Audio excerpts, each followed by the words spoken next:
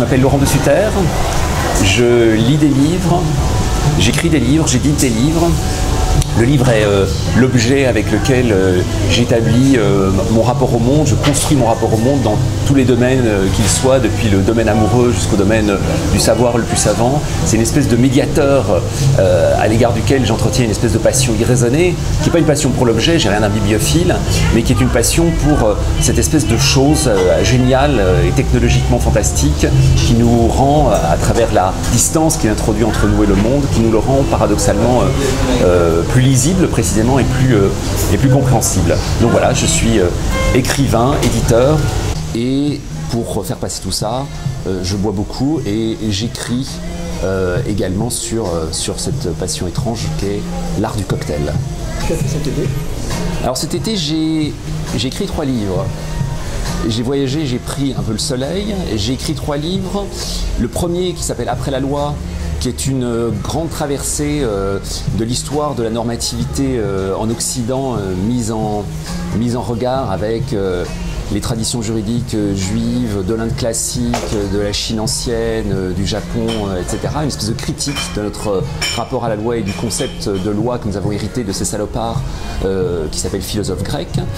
Le deuxième livre, c'est un livre sur un concept absolument incompris, mal compris, même de ceux qui le défendent le plus, qui est le concept de pop philosophie. C'est un livre qui s'appelle Qu'est-ce que la pop philosophie, qui est une espèce d'exégèse du philosophe français Gilles Deleuze, dans lequel j'en profite pour mettre en scène toute une génération contemporaine de philosophes et de penseurs. Et enfin, le troisième livre que j'ai écrit, c'est un livre sur une passion secrète, ou pas si secrète que ça du reste, qui est la passion que j'ai pour tout ce qui est de l'ordre de la vulgarité et du mauvais goût, comme point de butée au fond de notre esthétique et notre rapport au beau.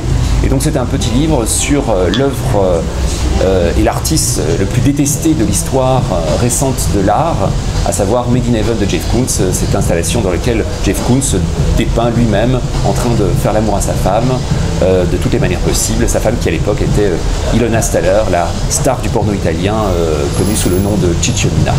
Tu es cocktail columniste, c'est ça? Je suis cocktail columniste, ouais, je suis columniste, c'est un mot qui désigne, c'est un mot anglais qui désigne les chroniqueurs en fait. Voilà, donc je suis chroniqueur cocktail pour toute une série de magazines, mais il m'arrive d'écrire dans les guides, etc. etc. C'est une espèce de hobby qui a une furieuse tendance à se professionnaliser à tous égards. Qu'est-ce que tu vas faire dans Subjectif?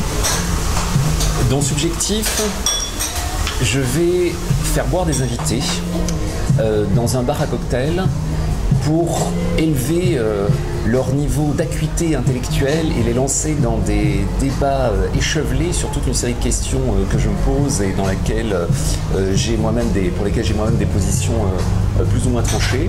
2 invités à chaque fois, 2 personnalités s'opposeront frontalement sur des sujets, des questions qui me préoccupent, questions sur lesquelles par ailleurs j'ai un point de vue très arrêté qui me permettra d'y intervenir à mon goût, le tout bien évidemment autour du casus belli essentiel qui est également la source de toute intelligence possible, à savoir le lieu de la vérité, l'alcool, puisque nous nous trouverons dans un bar à cocktail où nous boirons les préparations d'artistes mixologues français contemporains tout en débattant de la manière la plus échevelée possible.